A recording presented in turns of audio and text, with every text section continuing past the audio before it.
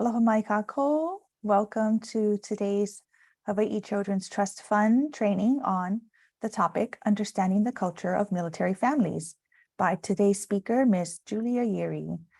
We are welcoming you today for this 1-hour webinar. It is recorded and will be put up on our Hawai'i Children's Trust Fund website. And today, just a couple reminders. Thank you for joining us. And please remember to mute yourself. There's a little microphone icon in the bottom left corner. Make sure it has a red line through it.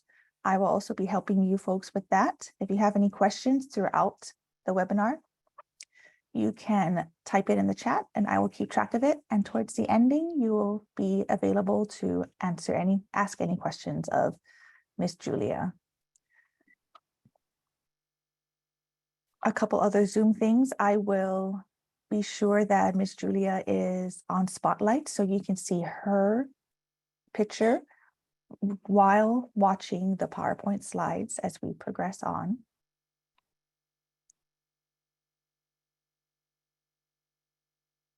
And before I turn it over to her, let me give her a short introduction. While I'm going to pin her. If I can find her, there she is. There we go. The lovely things of Zoom. All right, folks. Miss Julia Yeary grew up in Aiea, Hawaii, the next ahupua'a over from us. She's the youngest in a military family. Her father was in the Navy. Her mother is originally from Ewa, Hawaii on Oahu. After graduating with her master's in social work from Manoa, she also married a military member and moved frequently with her family. And now that she's retired and living in Wisconsin, she's providing lots of training and consultation across the country with various initiatives, including 0 to 3's Healthy Steps program. She was also the director of military projects for 0 to 3, co-authored many an article, knows a lot about the health and wellness of military families, and knows a lot about those protective factors that embrace and empower our families to be the best they can be in raising their children and families. And I would like to turn it over to Ms. Julia Yeary. Mahalo mai, I really appreciate being invited to come and share a little bit of time with everyone who's joining us today. And thank you everyone for taking time out of your schedule to participate in this training. I have to say that I'm very proud of being from the islands, and many times I wish I still lived in the islands, but I don't. I live in Wisconsin. You can feel sorry for me in the winter. But I also am very proud of being a military child and also a military spouse, now a veteran spouse. I think that there's great strength that comes from that experience. And hopefully you can understand some of that today, as well as the challenges that are very real in the life of a military family. So today we're going to focus a lot on military, just kind of what is life like for the military, especially for our keiki, and understand the emotional cycle of deployment, because so many of our keiki are constantly exposed to the comings and goings of their military parent. We also want to think together about what does that mean? What do those separations mean for our keiki, especially, keeping that protective factor lens in our minds. How does that affect those protective factors that were in place? How does a parent leaving temporarily shake that up? And how do we have to think together about supporting that family? And really kind of consider those strategies that we might use when we're working with military families. So let's do it. I also want you to know that I have no problem if you have a question and you want to type it in, feel free. If you want to unmute and ask me a question, feel free. Or if I ask you a question, feel free to unmute yourself and give me your answer. I don't mind a little bit of interaction during the presentation. So we also will have time at the end for questions if you have any. So make sure you have a pencil or paper down so you can write down your questions so you won't forget it to ask it at the end. So the military, if you think about military in Hawaii, one of the things that's really, um, uh, there's so many, right? There's so many military folk in Hawaii.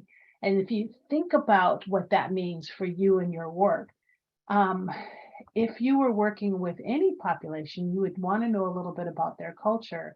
And the military does have a very unique culture, a unique way of kind of viewing themselves. Their schema of the world is impacted by their experience, just like everyone, right? And so we want to. That's part of the reason for this time together with you, is to kind of think together about it.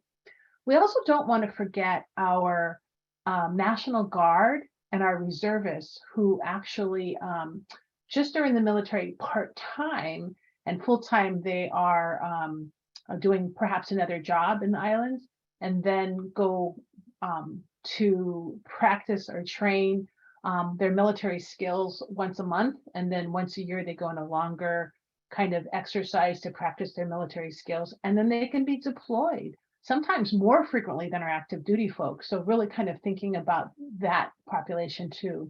And if any of you work on the neighbor islands, to really be aware that you still have to ask the question, are you military connected? Because even if you're thinking, oh, there's no base here, we're on Molokai, there's no base here, you still want to ask that question, are you military connected? Because you might just be surprised that they are. So in the islands overall, there are 13 different installations. I'm wondering if all of you know them. So get your fingers on your keyboard, because I'm going to ask you, okay, there's lots on Oahu, right? You guys probably can name the big ones. A few years ago, they combined the management of Pearl Harbor and Hickam. So now it's considered Joint Base Pearl Harbor Hickam, which is, before it was they're separate and had separate services. Now they kind of combine those services. You know that there's the Marine base on the windward side, and that's combined with Camp Smith. You know, there's Schofield Barracks, you know, there's Fort Shafter, and so you know that. But let me ask, does anybody know the name of the base that's on the Big Island? Anybody know? And how about on the island of Kauai? Anybody know the base that's there? Let's see how much you know your military bases. Pohakuloa, very good, Rowena. There's Pohakuloa training area that's near the volcano area on the Big Island. And not only are there some military permanently assigned there, but also many of our military folks go there frequently for training. How about on Kauai? Anybody know the name of the Kauai facility? Pacific Missile Range Facility. Very good, Anna Crane. Very good. So, you know, sometimes the military there and you're not even aware of it. There's also a Coast Guard base on Maui.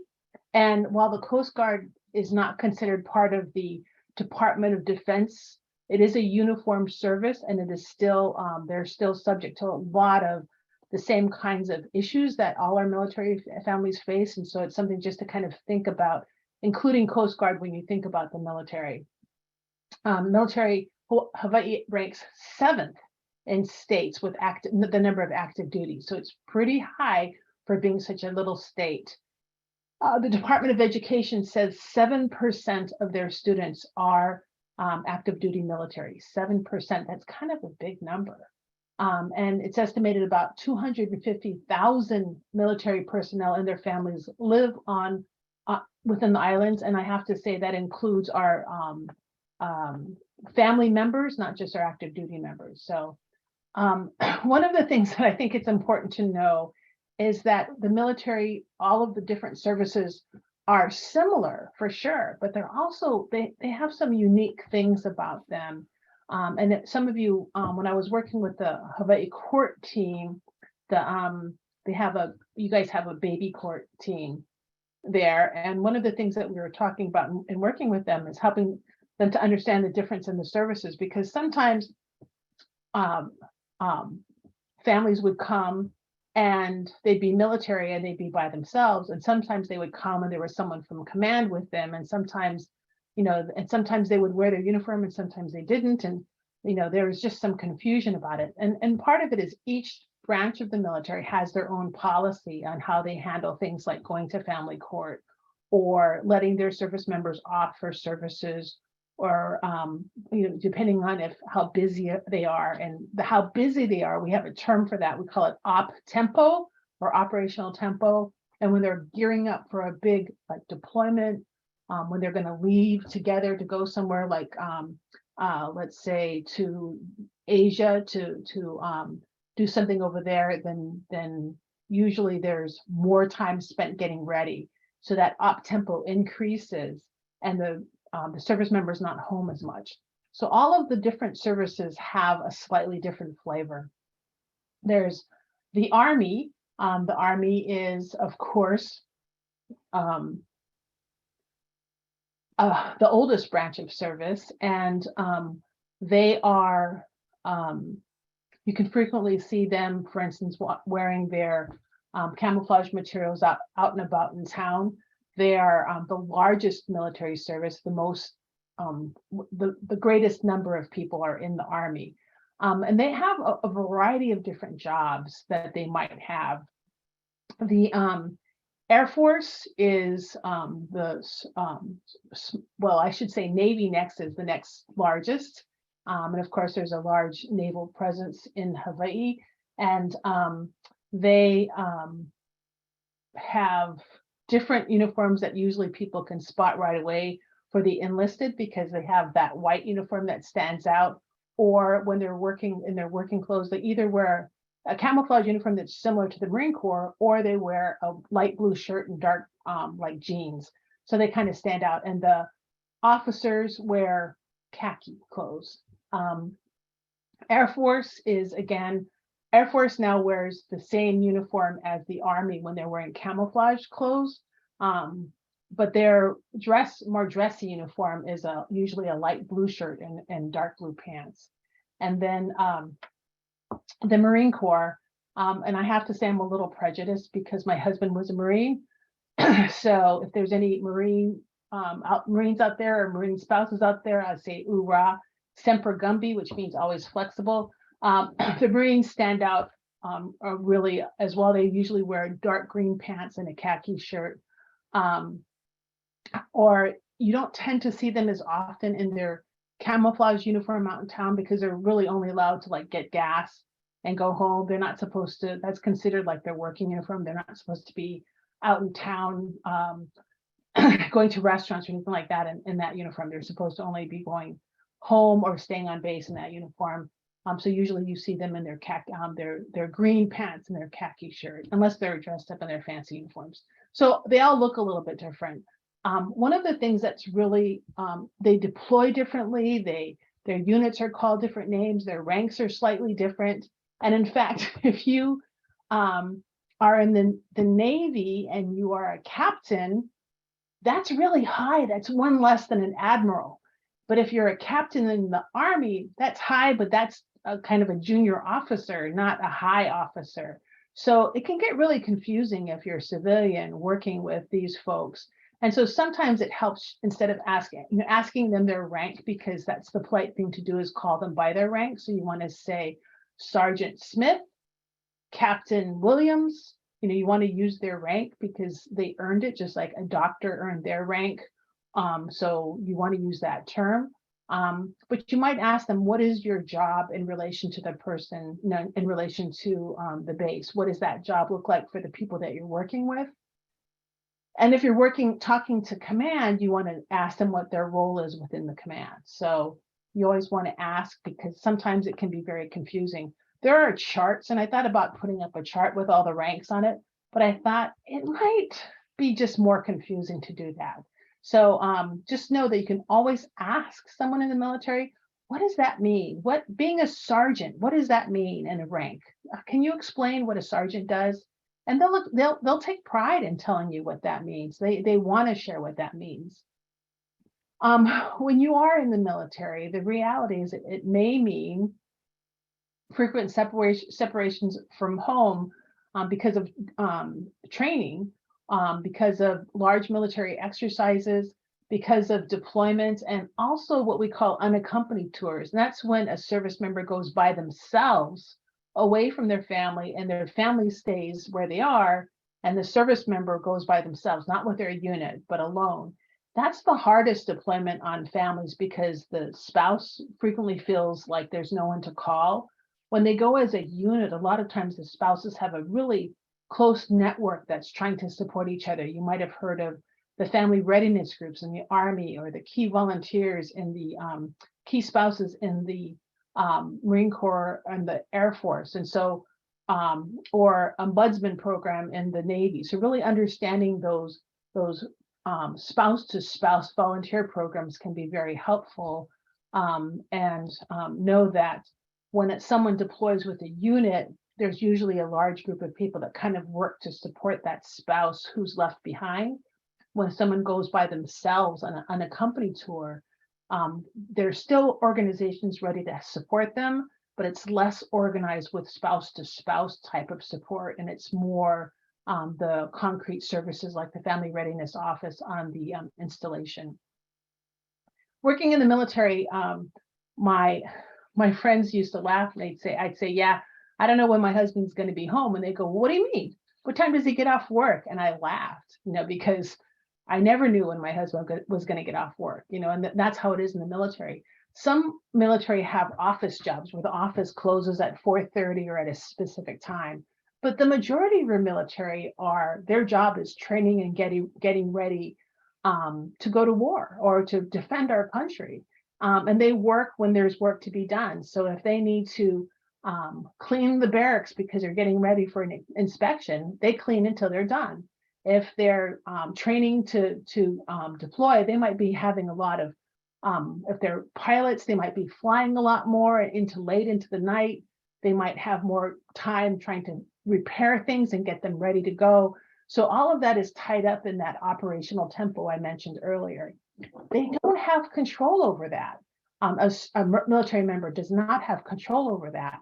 So to tell a spouse who's struggling with their relationship with their partner, and they said, my partner's never here, they're always at work, to say, well, let's talk to them and see if we can't get them to come home on time every night.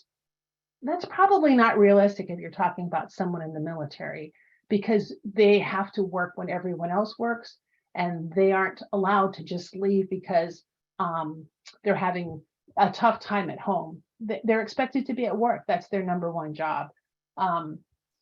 The other thing that I think is really important to know is that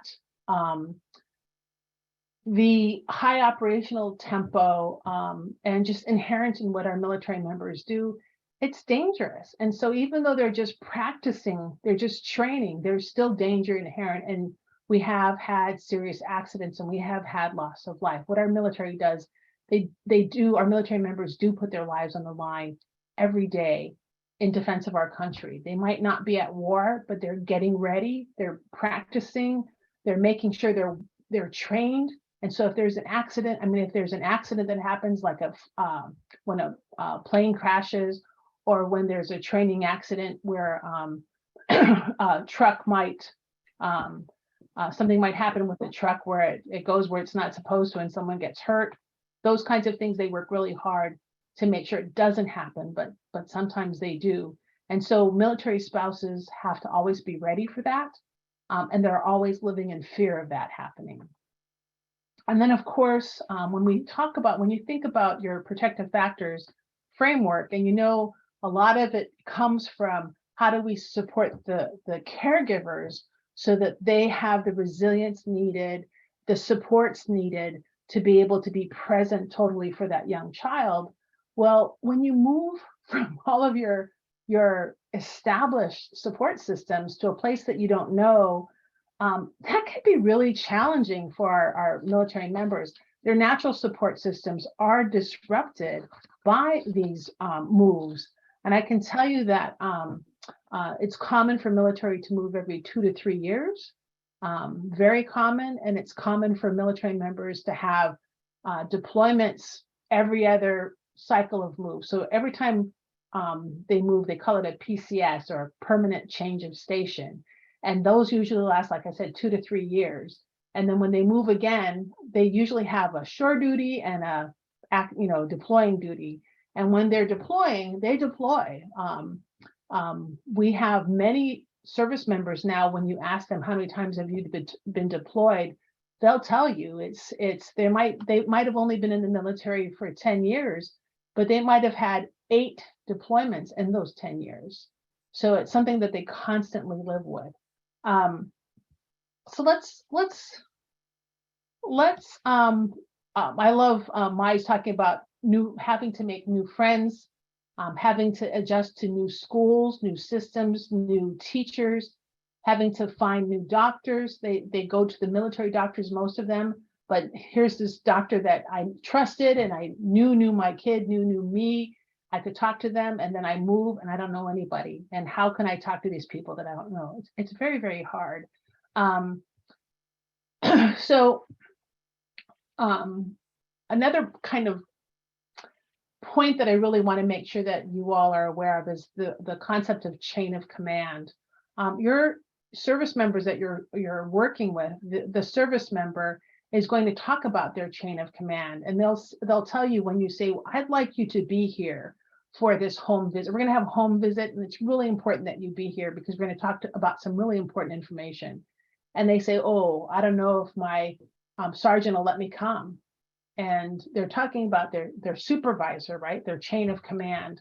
And so one of the things that's really important is while family, anything to benefit the family is supported by command, they will tell you that it's supported by the command.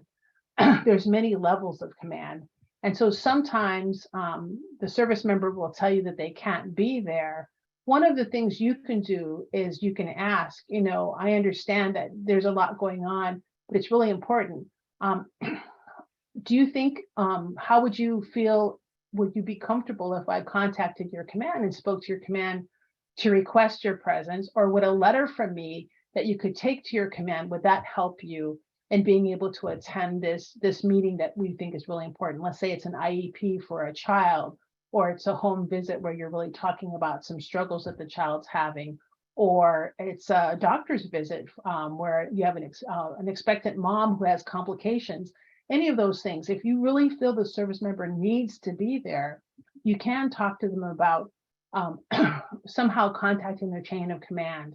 And when you contact their chain of command, what you really want to do is you want to contact you in your role. You want to let them know that you would like to speak to their it's first sergeant or their master chief. If they're in the first sergeant is for Navy and Marine Corps, or Air Force master chief if it's Navy, or their SEAL or XO, which is commanding officer or executive officer. Depending on what their rank is. So most of the people that you work with, because the majority of them are what we call enlisted, those are the worker bees, the real force, the front line of the work. And those are the people that we call, their ranks are for Army, you'll hear things like corporal or sergeant or tech sergeant. For Marine Corps, you might hear lance corporal.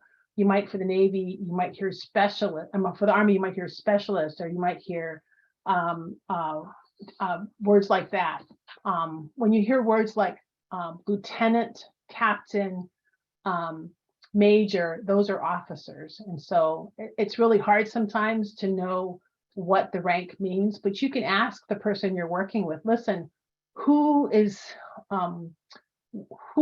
your boss's boss? Who's the big boss that's kind of over things for you?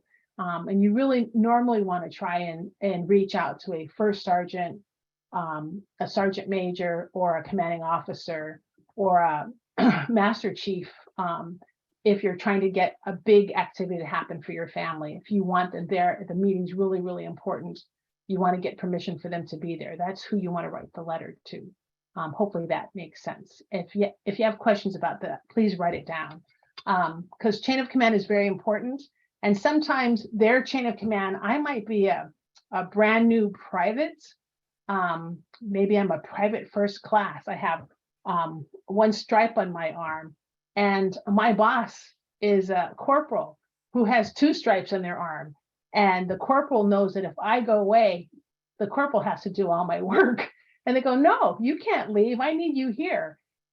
because they're just thinking about getting the work done. They're not thinking about anything else.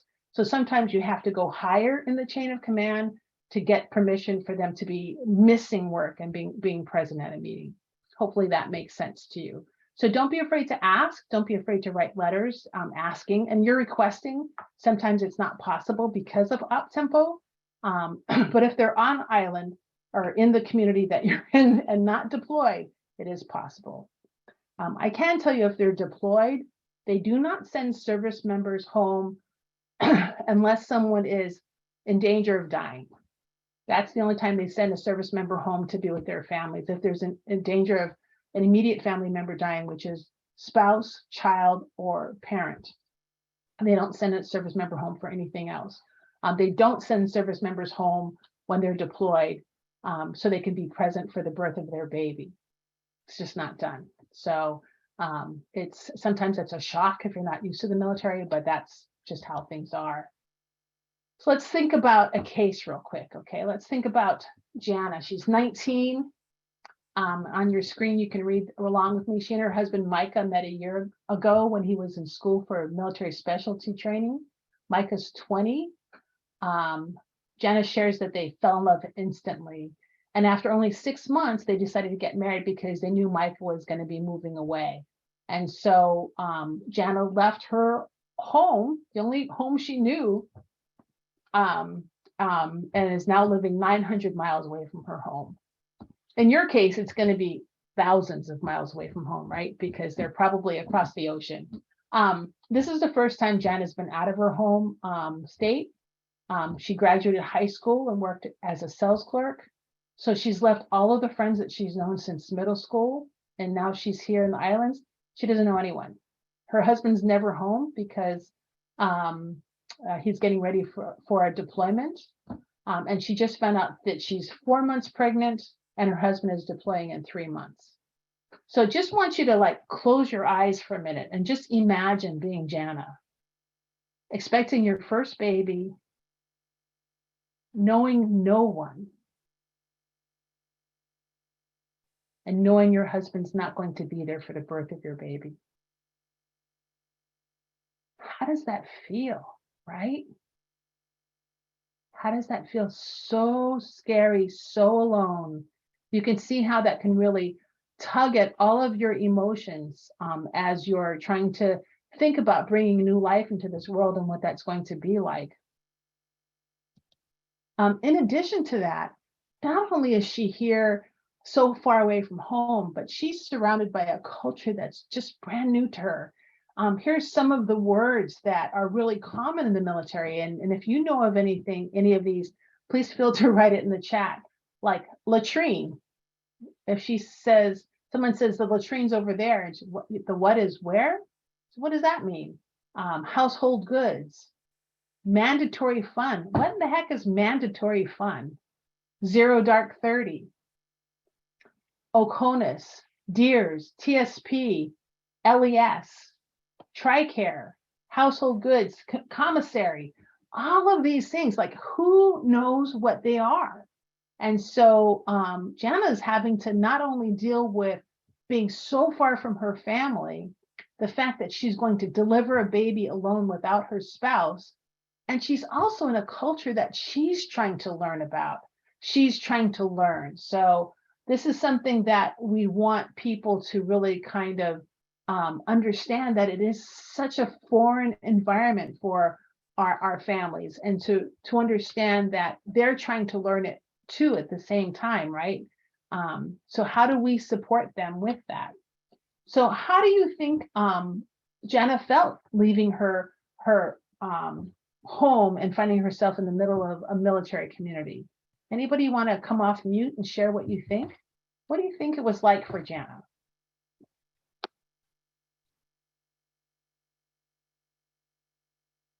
Anyone? It's really isolating not having family other than your spouse to rely on, since we are located far away from family members for her. So it'll be really isolating for her and really lonely. Absolutely, so lonely, and a little bit maybe scary too, right? Lonely and scary. And so one of the things that we want to do is we want to look for those strengths, right? Are there protective factors that we know of? So just thinking about Jana right now, can you think of any protective factors that you might identify?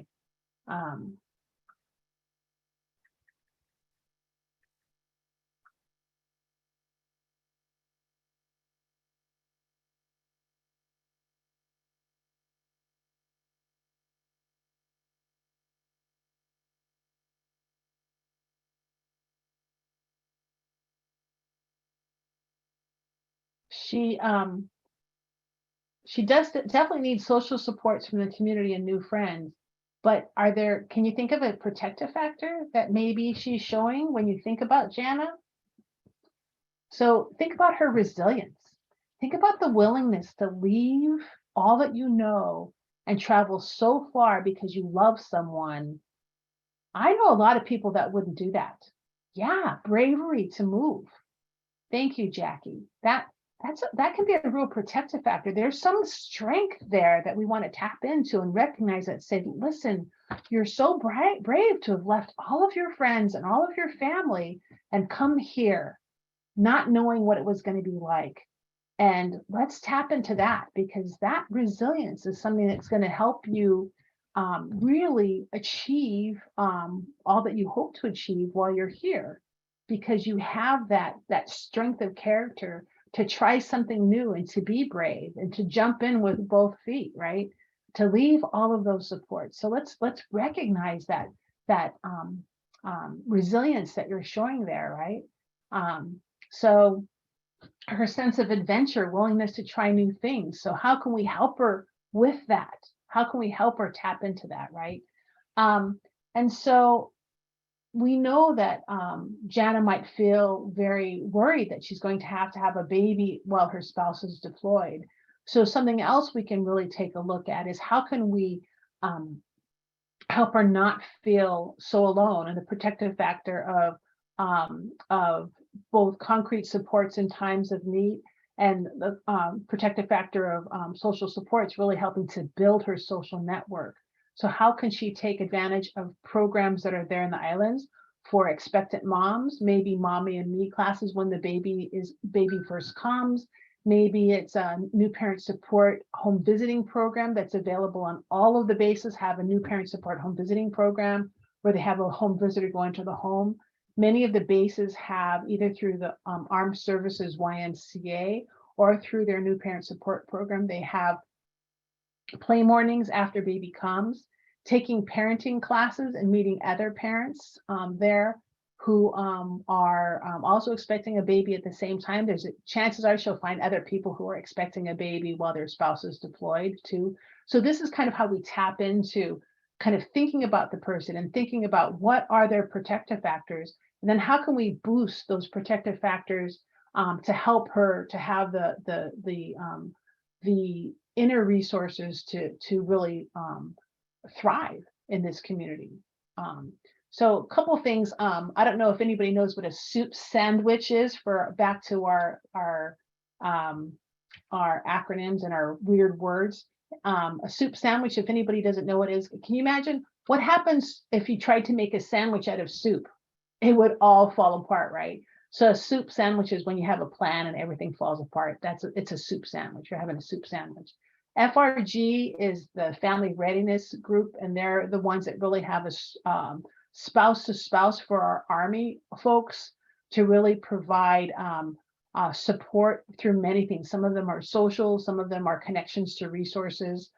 Those are something that they can tap into. And we also have our Fleet and Family and our Marine Corps Community Services that also have the same kind of professionals and the Army Community Services, which have professionals whose job is to kind of support families in different ways.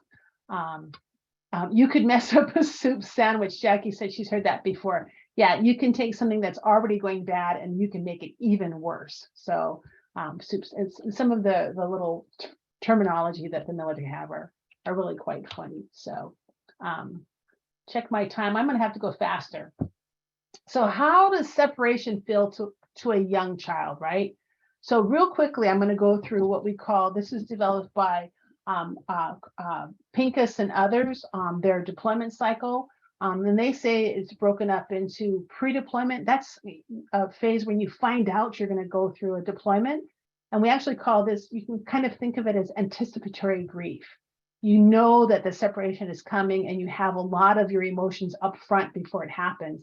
And I always tell families that they're going to have a big fight because, and you're going to start emotionally separating, even though you're still there. You think you're going to be like a honeymoon. It's supposed to be all lovey-dovey and, spend every minute together. But instead you start to pull apart a little bit because what you're doing is you're psychologically preparing to be apart.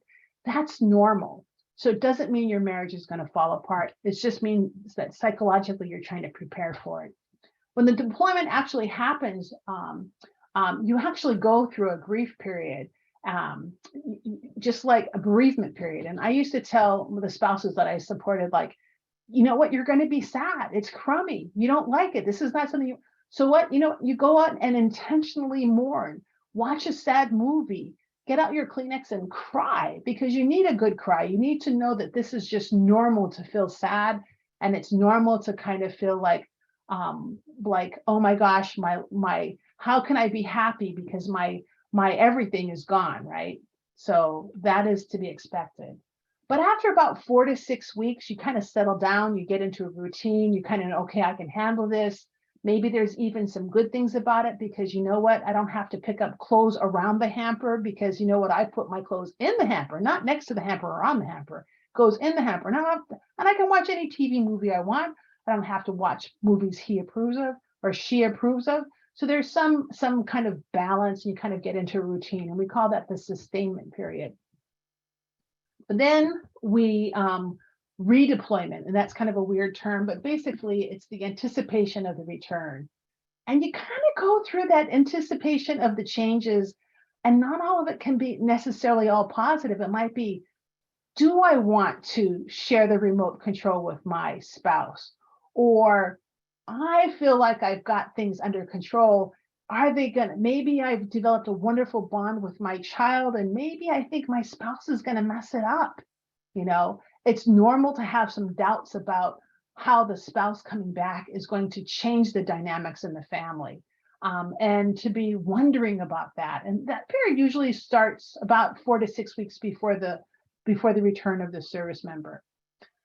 The reintegration or the reunion period is when they do reunite. And the thing is that this is probably the period that we in my business have the most concerns about safety, because it really is hard to get reacquainted and to get to know each other again and to reestablish roles and responsibilities.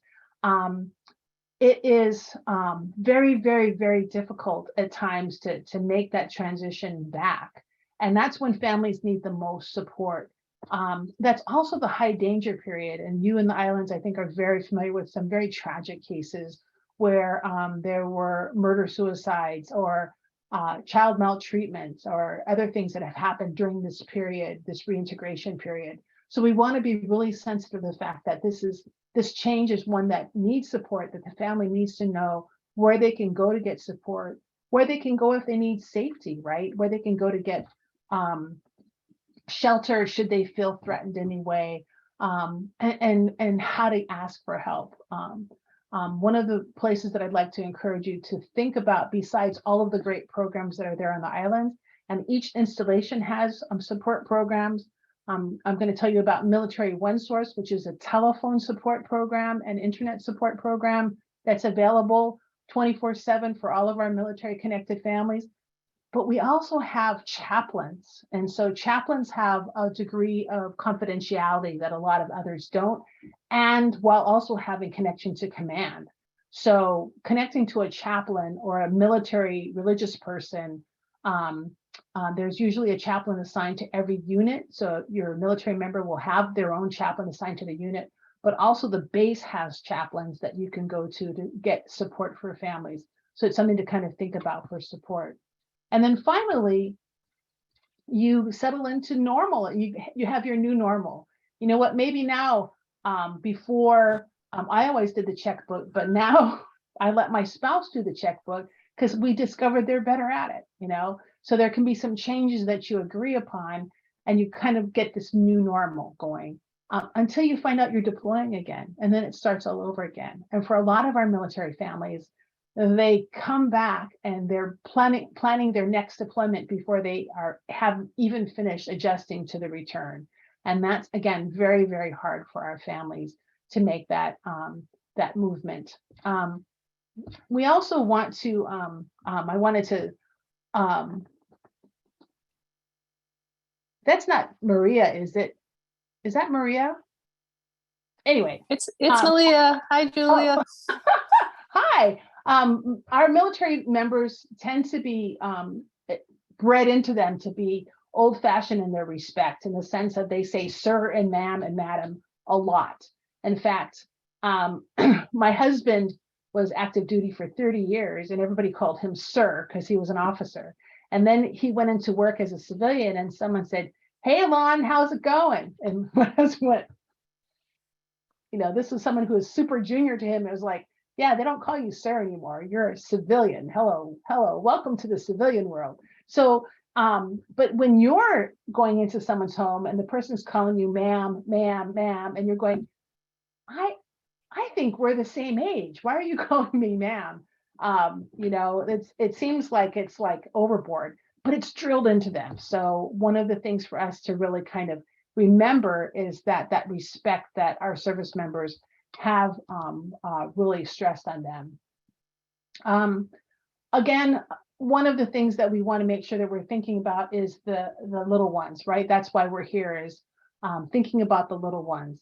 And I think that the little ones, it can be very difficult. And this quote from Bowlby that was cited in Lieberman's book, I think really invites one to think about how hard it is to be a child.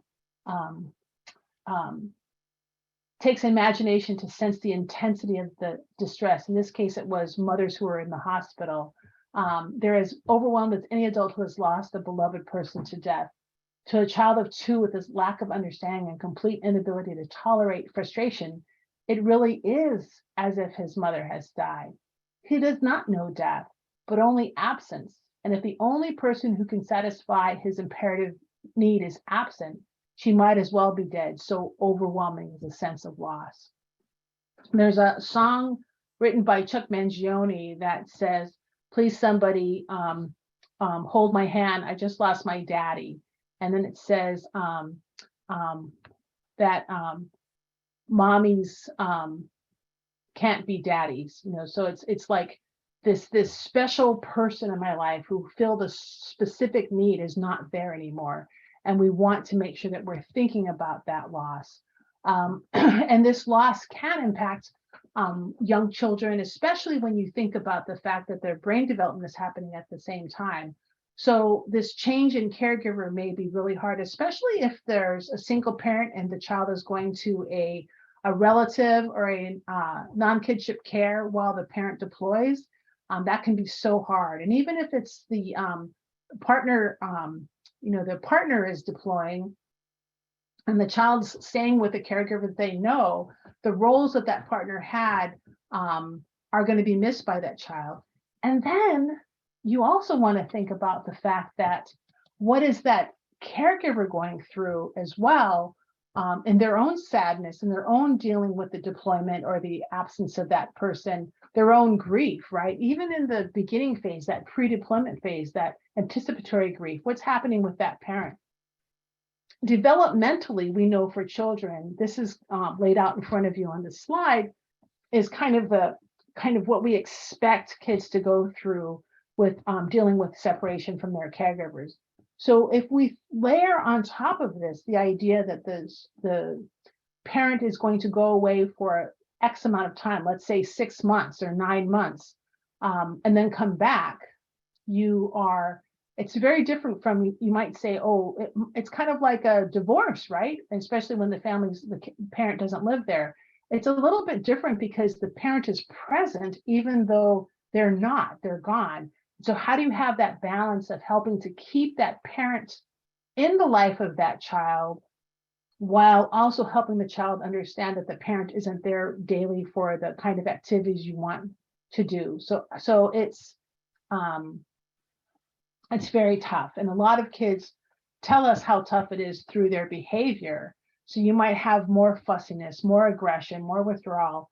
My daughter went from not being able to sleep like a champ. I'd put her down to bed after reading a book, singing a song, rocking a little bit, and then putting her in bed.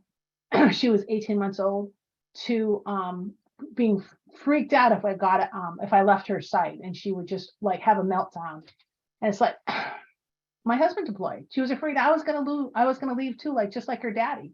And so really having to take the time to be able to stop and think about what we're asking our parents to do, to stop, regulate your own emotions about that loss that you're experiencing, and then turn around and be mindful to be able to think about what is going on from the child's perspective, so that you can respond to a child in an appropriate way, rather than react to the child, because I'm frustrated too. I miss him too.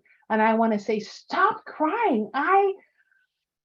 I'm sad too. Leave me alone for a minute. I need to think, because I'm just sad too. And you can see how it can create a very dangerous cycle between child and parent who's at home trying to care for that child. So we want to be very mindful of this from the child's perspective. So where do we begin?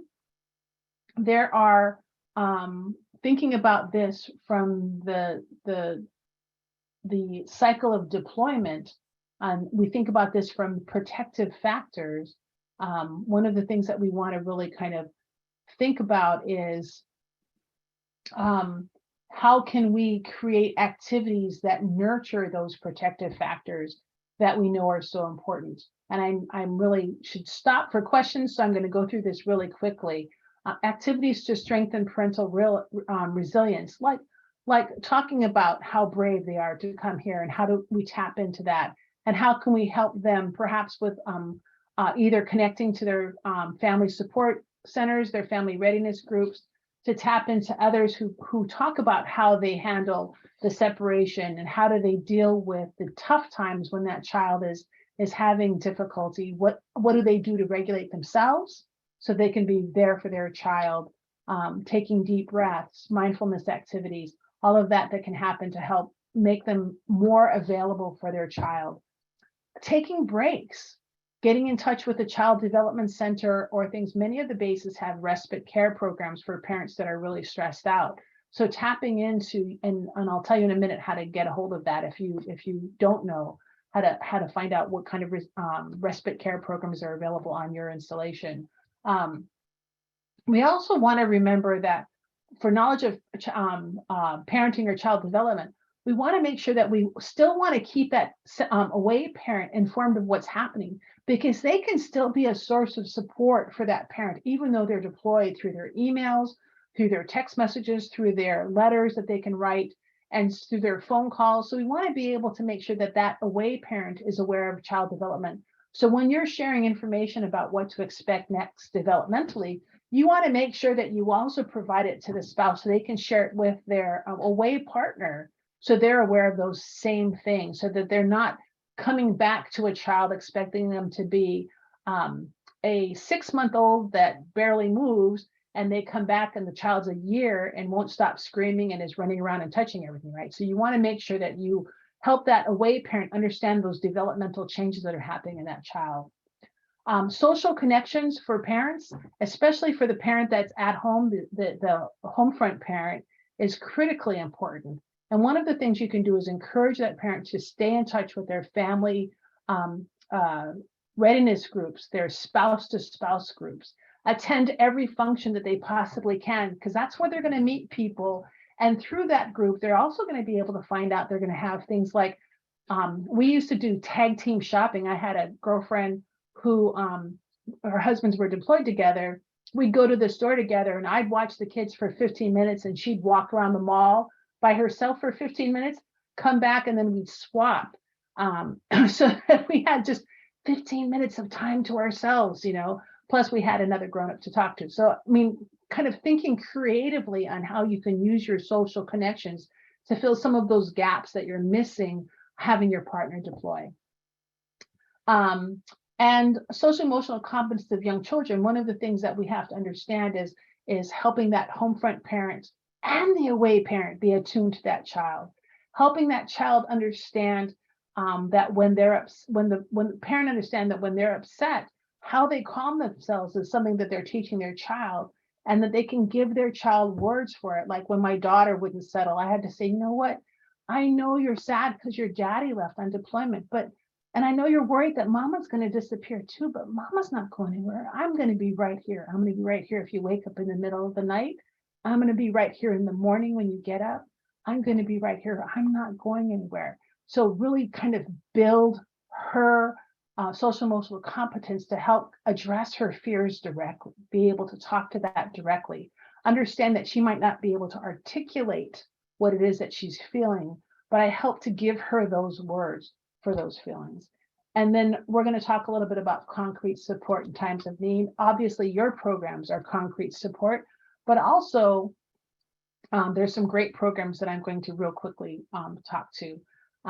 Make sure that you provide parenting information to both parents again, and expand the home front parent and the away parent's understanding of how this child is experiencing the separation loss and the stress. What is their perspective? Develop the parent's mindset, their reflective functioning, to be able to take into consideration what their child's perspective is. The goal is to keep the parent in the mind of the child, that your deployed parent, letting them think about them, talk about them, think about playing with them, even over Zoom. You can do it, play little animals together or whatever, and also keep the child in the mind of the parent that's deployed. So you have this stuff. I'm going to talk real quickly about some of the resources. We have an app called Babies on the Home Front that's free, that you can download as a professional and use and refer to, and then your parents can download for free. It has activities they can do with their child to kind of promote things like self-care for the parent, activities they can do with the child, and there's also developmental things like for a 6-month-old, for a 9-month-old, et cetera, that they can do. So you can, I really recommend this app, Babies on the Home Front. There's a book called Creating Activities to Strengthen Parent-Child Connections that again has activities in it. There's a book called Honoring Our Babies and Toddlers, which is all about what babies and toddlers might be experiencing through these separations. And there's videos available, as well as a professional guide for you to learn more about supporting military families. You can access all of these materials by going through the 0 to 3 link that I have up there in the corner for you, or just type 0 to 3 military and see what pops up. Lots and lots of resources to help you take it deeper. So, questions? I know I spoke really fast.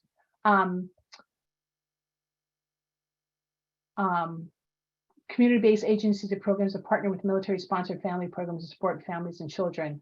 I'm not sure exactly what the question is there, but you can contact the services on base, and the best way to contact them is through a program called Military One Source. Military One Source, I frequently send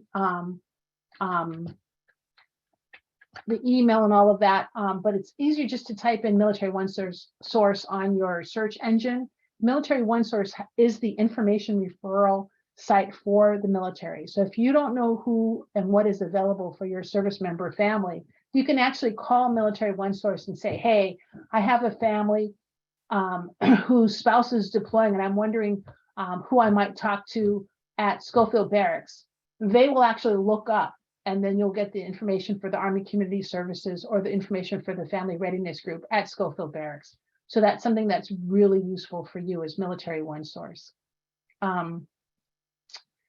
Military family members, the communication they have when they're deployed, it depends on where they are, because sometimes they're in a place where they don't have access to internet, and then they have nothing.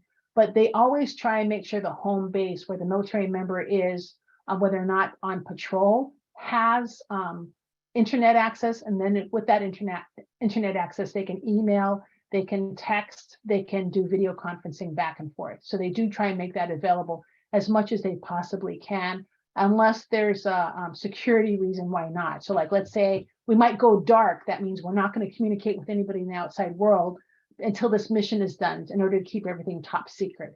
That doesn't happen very often. Usually that stuff happens with like Navy SEALs, that kind of thing, or Rangers for the Army. Doesn't happen often, but when it does happen, the family knows about it ahead of time, that they're going to go dark and they're not going to be able to communicate. So usually they can communicate.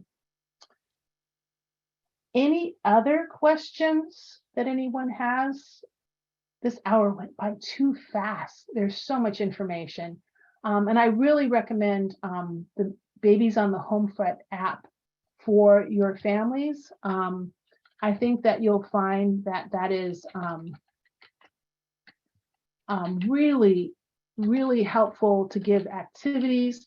It talks about the parental self-care. It talks about, there's a section that you can go that has a question mark that they can learn about getting additional resources for themselves. So it's really a great kind of all-in-one place to go to learn about babies and toddlers and how they tolerate military separations, military life, PCS moves, all of that. So I recommend that highly.